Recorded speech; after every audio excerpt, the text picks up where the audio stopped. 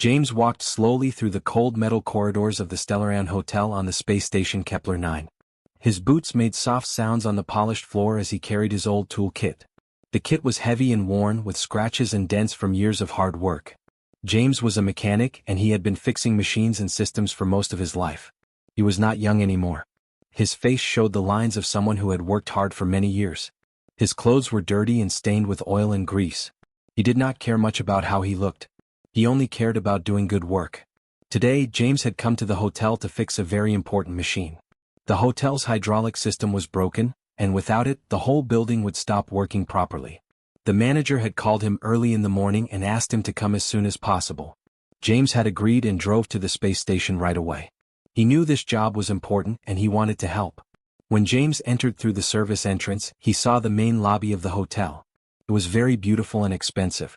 The walls were made of smooth glass that showed the stars outside.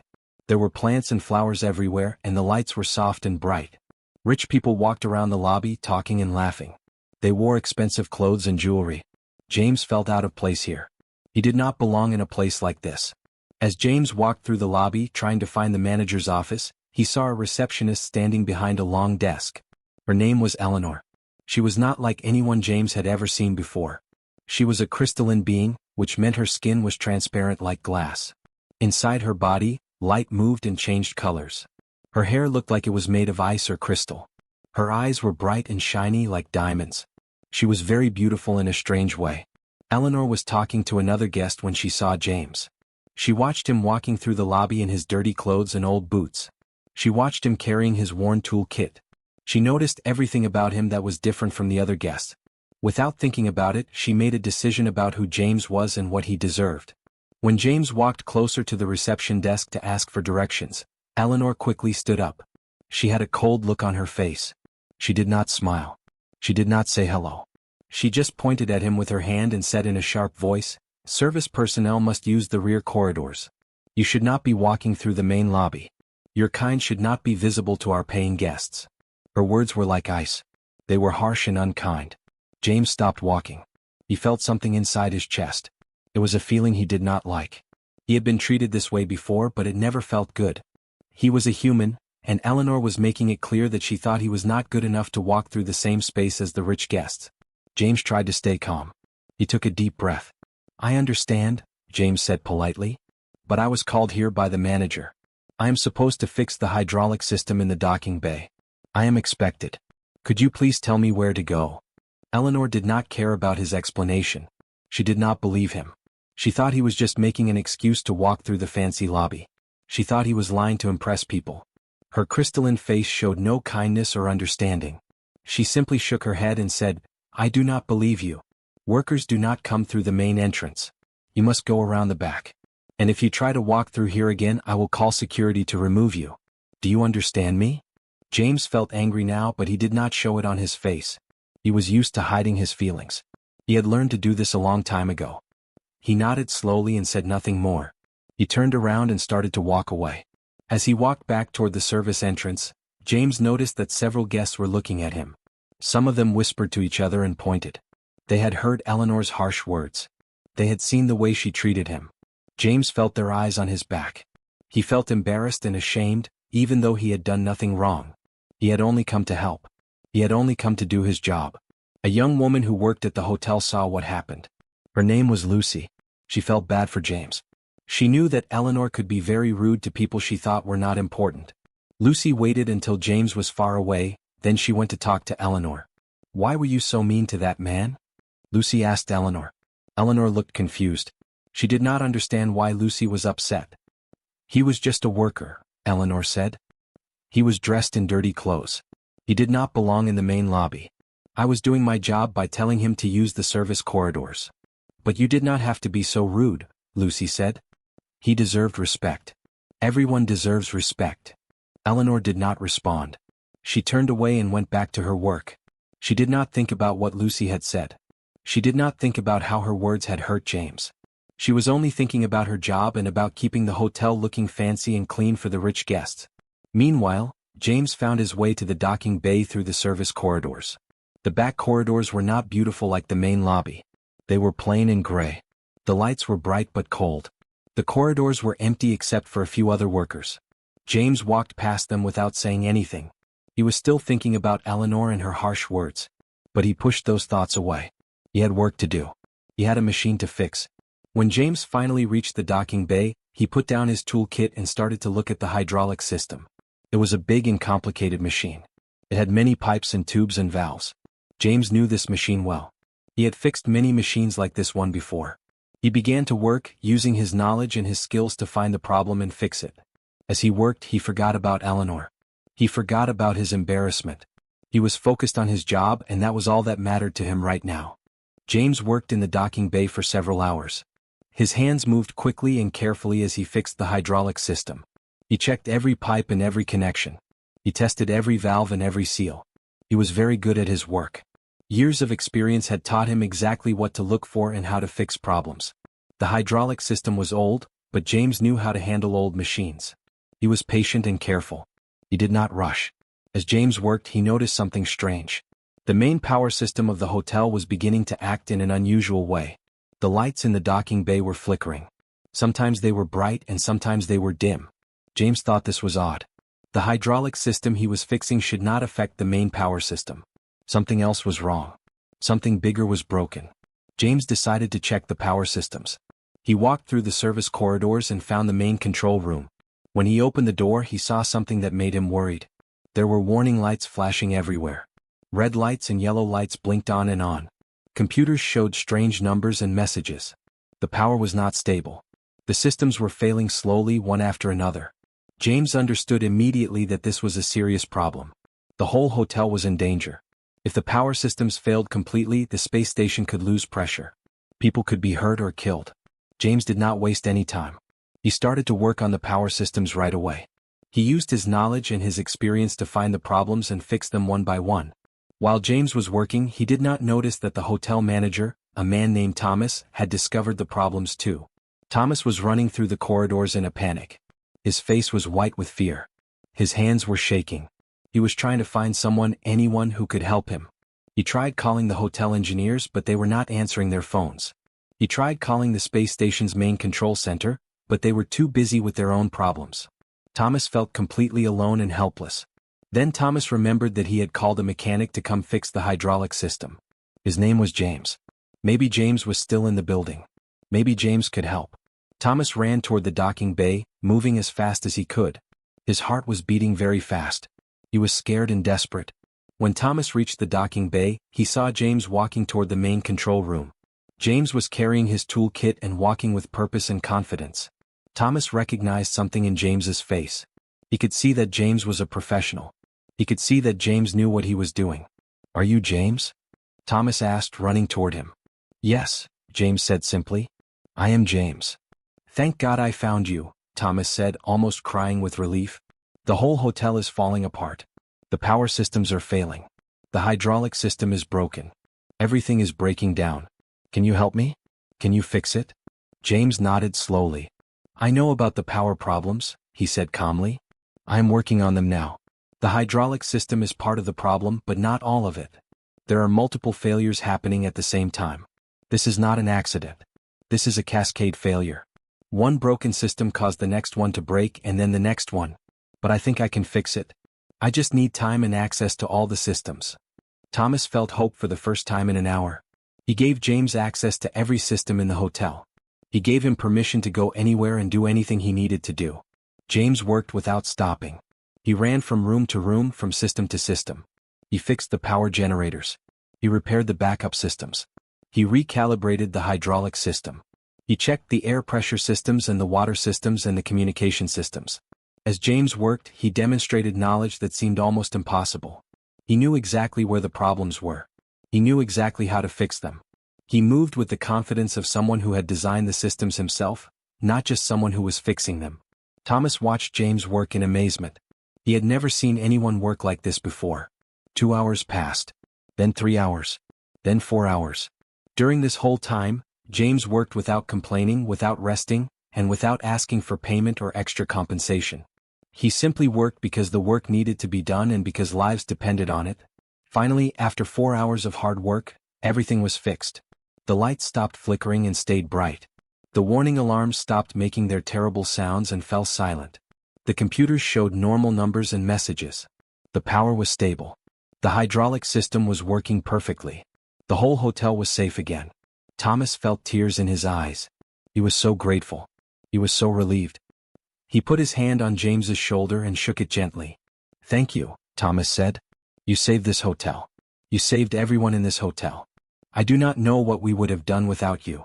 James did not smile or act proud. He simply nodded and said, "I did my job. That is what I do. I fix machines." Thomas took James back to his office. As they walked through the corridors, Thomas began to ask James questions. He asked about James's experience. He asked about his training. He asked about his background.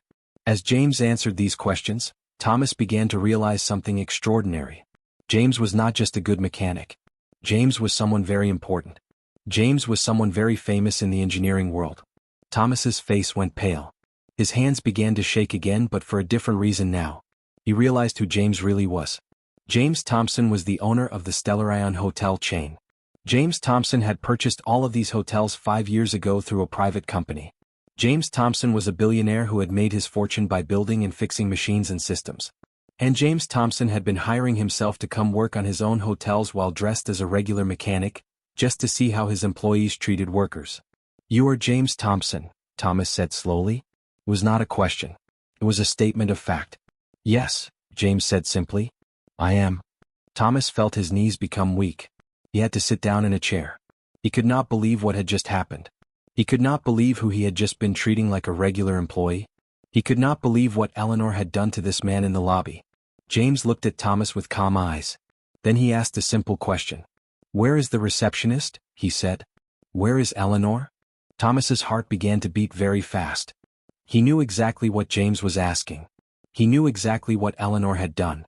Thomas remembered the moment in the lobby when Eleanor had spoken to James so rudely. Thomas had not been there to see it, but Lucy had told him about it. Now Thomas understood why James was asking about Eleanor. James had not forgotten what happened. James remembered every harsh word that Eleanor had said to him. "She is at the reception desk," Thomas said quietly. "Her name is Eleanor.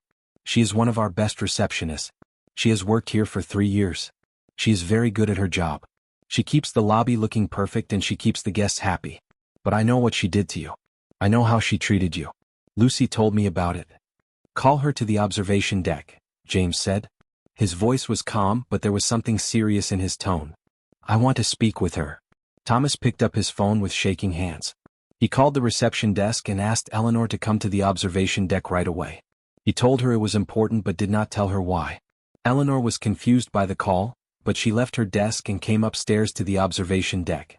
The observation deck was a special room at the top of the hotel. One entire wall was made of glass. From this room you could see the stars and the space around the station. You could see other ships and satellites floating in space. The view was beautiful and peaceful. It was also a place where important meetings happened. When Eleanor entered the observation deck, she did not see anyone at first. She looked around the empty room. Then she saw James standing by the glass window. He was still wearing his dirty coveralls and his old boots.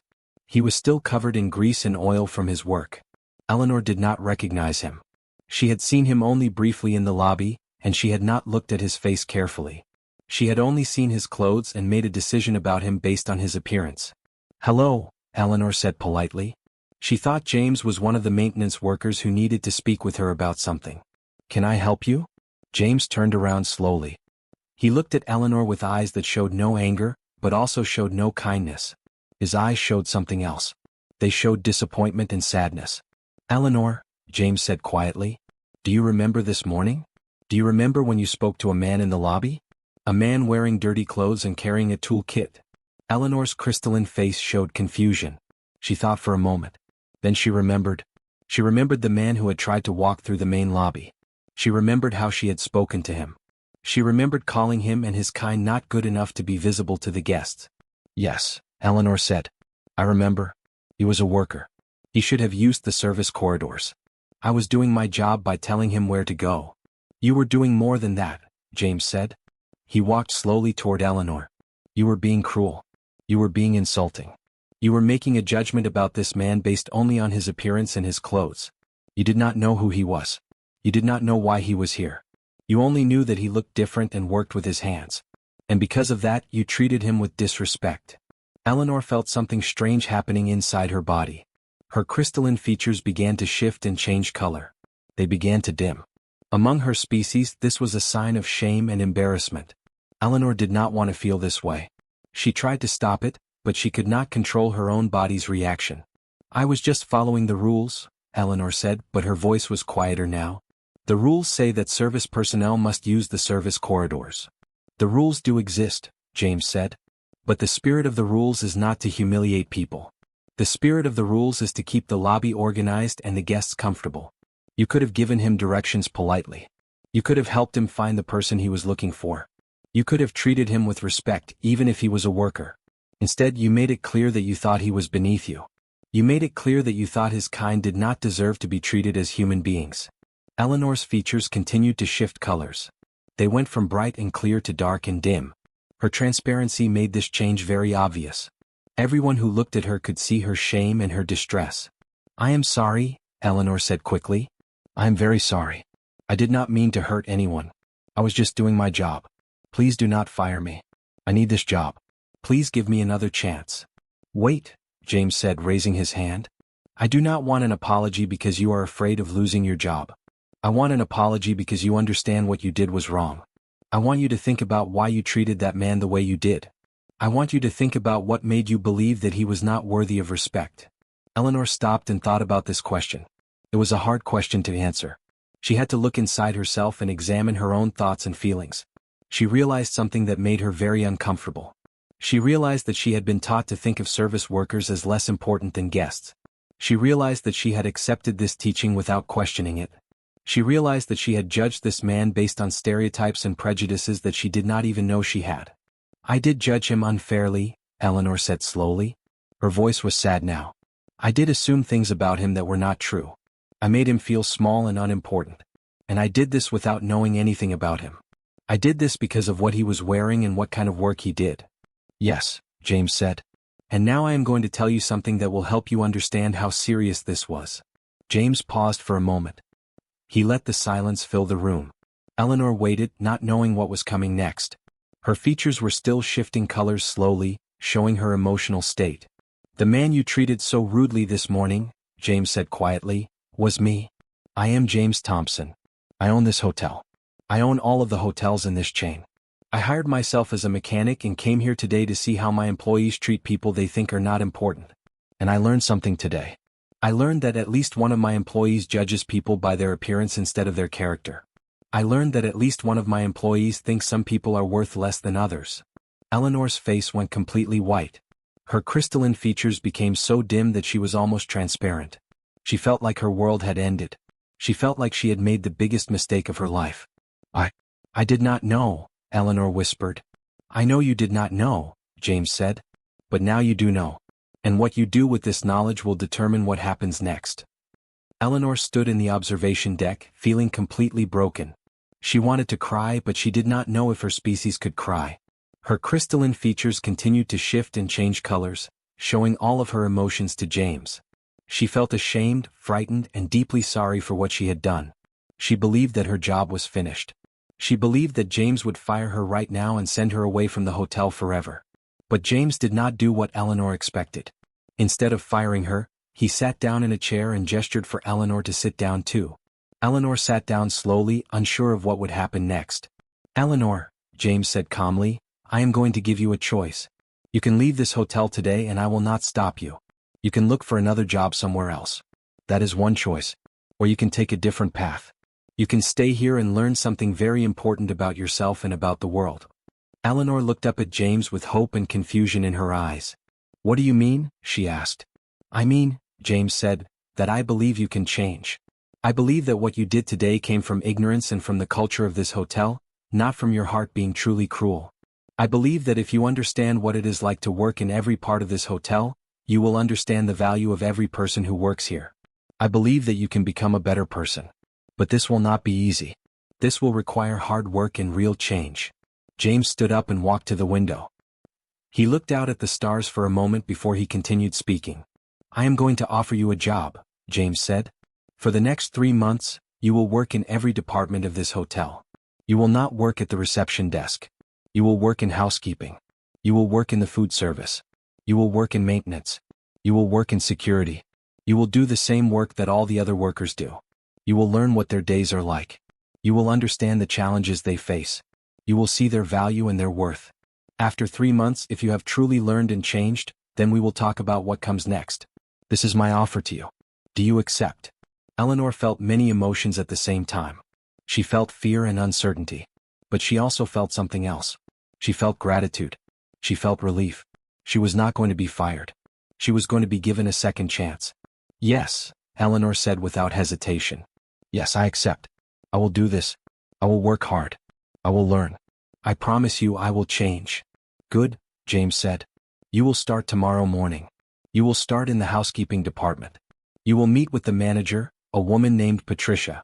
She will show you what to do. You will work the same hours as the other workers. You will receive the same pay. You will do the same work. Are you ready? Yes, Eleanor said again. I am ready. The next morning, Eleanor arrived at the hotel wearing plain clothes instead of her fancy reception uniform. She looked very different. She looked like any other worker. Patricia, the housekeeping manager, greeted her with surprise. Patricia knew that Eleanor was a receptionist, but she did not know why Eleanor was here to work in housekeeping. Welcome, Patricia said with a warm smile. I heard that you wanted to learn about our department. Let me show you what we do. Patricia took Eleanor through the hotel, showing her the guest rooms and the bathrooms and the hallways that needed to be cleaned every day. Patricia showed her the cleaning supplies and the equipment. Patricia explained all the details about how to clean a room properly so that guests would be happy and comfortable. This job is harder than it looks, Patricia said. We have to clean many rooms every day. Each room must be perfect. If even one small thing is dirty or broken, the guests will complain. They will leave bad reviews. This work is important, even if some people do not think so. Eleanor began to work. She cleaned rooms alongside the other housekeeping workers. She vacuumed carpets and scrubbed bathrooms. She changed bed sheets and arranged pillows. She dusted furniture and polished mirrors. After just 2 hours, Eleanor's back was hurting and her arms were tired. She had never done physical work like this before. She began to understand that this work was much harder than she had realized. One of the housekeeping workers, a woman named Rebecca, worked next to Eleanor. Rebecca was kind and patient. She showed Eleanor how to do things properly. She taught her tricks that made the work easier. Do not feel bad if this is hard, Rebecca said. It is hard work. But we do it because we love this job. We love making guests happy. We love knowing that when someone comes into a clean room, they will feel good and comfortable.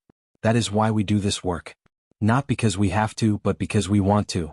Eleanor listened to Rebecca's words and felt something change inside her. She realized that Rebecca cared about her work. She realized that Rebecca was proud of what she did. Eleanor began to understand that every job had value and meaning. As the weeks passed, Eleanor worked in different departments. She worked in the food service, preparing meals and serving guests. She worked with the cooks and learned how they had to wake up very early every morning to prepare breakfast for hundreds of guests. She worked in maintenance, alongside men and women who fixed broken things and kept the hotel running smoothly. She worked in security, protecting the guests and the hotel staff. In each department, Eleanor met people who were kind and hardworking. She made friends with workers she had previously looked down upon. She learned their names and their stories. She learned about their families and their dreams. She learned that they were not so different from her. They all wanted to do good work and be treated with respect. One day, while working in maintenance, Eleanor saw James walking through the corridors. He stopped and talked to her for a few minutes. He asked her how she was doing and if she was learning. Eleanor told him everything. She told him about Rebecca and Patricia and all the people she had met. She told him that she now understood how wrong she had been. I see that you are changing, James said with a small smile. Keep going. Keep learning. You are doing well. Eleanor felt proud when James said this. She wanted to continue changing. She wanted to become someone better than she had been. 3 months passed quickly. Eleanor had worked in every department of the Stellarion Hotel. She had cleaned rooms and prepared meals. She had fixed broken equipment and guarded the building. She had learned so much about how the hotel actually worked. She had learned how many people worked behind the scenes to make sure that guests had a good experience. She had learned that every single job was important and valuable. Eleanor had also changed as a person. She was not the same receptionist who had spoken rudely to James on that first day. She was different now. She was kinder. She was more understanding. She was more humble. She had learned that she did not know everything about people just by looking at them. On the last day of her 3 months, James called Eleanor to his office. Eleanor felt nervous as she walked to the office. She did not know what would happen next. She did not know if she would be allowed to keep her job or if she would be sent away. When Eleanor entered the office, James was sitting at his desk looking at some papers. He looked up and smiled at her warmly. "Eleanor," James said, "please sit down. I want to talk to you about something important." Eleanor sat down carefully.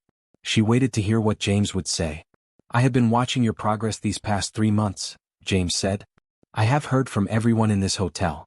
Patricia told me that you work hard and that you are kind to everyone. Rebecca told me that you have become a good friend. The maintenance workers told me that you learn quickly and that you ask good questions. The security team told me that you are reliable and trustworthy. Everyone has said good things about you." Eleanor felt her crystalline features begin to glow slightly. This was a sign of happiness among her species. "Thank you," Eleanor said softly. "But," James continued, "what is more important than what other people have said is what I have seen in you. I have seen real change. I have seen you understand what you did wrong. I have seen you work to become better. I have seen you treat everyone with respect and kindness. This is real change, Eleanor. This is not just change because you were afraid of losing your job. This is change that comes from your heart." Eleanor felt tears begin to form in her eyes. She did not know if her species could cry, but something wet was running down her face now. "I want to offer you a new position," James said. "We are creating a new department called Hospitality and Staff Relations. This department will make sure that all employees are treated fairly and with respect. This department will help create a workplace where everyone feels valued, no matter what their job is. I want you to be the head of this department. You will report directly to me. You will have a good salary and good benefits.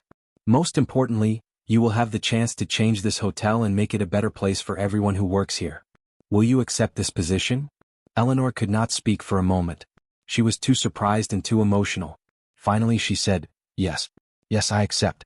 Thank you so much for giving me this chance. I will not let you down. I promise you." 2 weeks later, James held a special reception at the hotel. He invited all the employees to come and celebrate. He wanted to introduce Eleanor in her new role and explain to everyone what hospitality and staff relations would do. The reception was held in the main ballroom of the hotel. The room was decorated beautifully with lights and flowers. There was music and food and drinks for everyone. Workers from all the different departments came to the reception. They came in their work clothes. They came because their boss was inviting them. James stood on a small stage and began to speak. He talked about the importance of treating everyone with respect. He talked about how every job in the hotel was valuable and important. He talked about how the guests came to the hotel not just for the nice rooms and the good food, but also because they felt welcome and cared for. And he explained that this feeling of welcome came from the workers. It came from people who did their jobs with pride and who treated everyone with kindness. Then James introduced Eleanor. Eleanor walked onto the stage and stood next to James. She was nervous, but she was also confident. She had worked hard to change and she was proud of that work. "Eleanor has made a journey," James said to the crowd. "She came to this hotel as a receptionist who judged people by their appearance and their job title. But she was willing to learn. She was willing to change. She worked in every department of this hotel. She worked alongside all of you. And she learned what all of you already knew. She learned that every person deserves respect. She learned that every job has value. She learned that we are all connected. We all work together to make this hotel a place where people want to come and where people want to work." The employees began to clap. They clapped loudly and for a long time. Eleanor felt her crystalline features glow brightly with happiness and gratitude. Then Eleanor spoke. Her voice was clear and steady. "I want to apologize," Eleanor said to the crowd, "to everyone in this hotel for how I treated people before. I judged you based on your clothes and your jobs. I thought I was better than you. I was wrong. I was very wrong. Working with all of you has changed my life. You have taught me that true worth does not come from a fancy job or expensive clothes. True worth comes from doing good work and treating people with kindness. I am grateful for every one of you. And I promise you that in my new role, I will work every day to make sure that this hotel is a place where everyone is treated fairly and with respect." The employees clapped again. Some of them stood up and cheered. Eleanor saw Rebecca in the crowd, and Rebecca was smiling at her with genuine warmth. Over the following months, Eleanor made many changes at the hotel. She created programs to help workers. She made sure that all employees got fair wages and good treatment. She created a system where workers could talk about their problems without fear. She organized meetings where managers and workers could talk to each other and understand each other better. The Stellaround Hotel became known throughout the space station not just for its luxury and beautiful rooms, but for something more important. It became known as a place where people were treated fairly. It became known as a place where workers were valued. Other hotels began to copy what Eleanor was doing. Other companies began to ask James for advice about how to create a good workplace. James was satisfied with what had happened. His plan to teach Eleanor a lesson had worked. But more importantly, Eleanor had learned and grown. And because Eleanor had changed, the entire hotel had changed. It had become a better place. One evening, James was walking through the lobby when he saw Eleanor at the reception desk. She was talking to a guest and she was smiling genuinely. She was being helpful and kind. A worker walked by, and Eleanor greeted them warmly and asked how their day was going. The worker smiled back. Eleanor had truly changed. James smiled too. He understood now that sometimes the best way to solve a problem is not through punishment or anger, but through giving people a chance to learn and grow. He understood that people could change if they were willing to work hard and open their hearts to new understanding. The Stellaround Hotel continued to be one of the most successful hotels in the station. But now it was successful not just because it was beautiful and expensive. It was successful because everyone who worked there felt valued and respected. It was successful because of one woman who was willing to change and learn.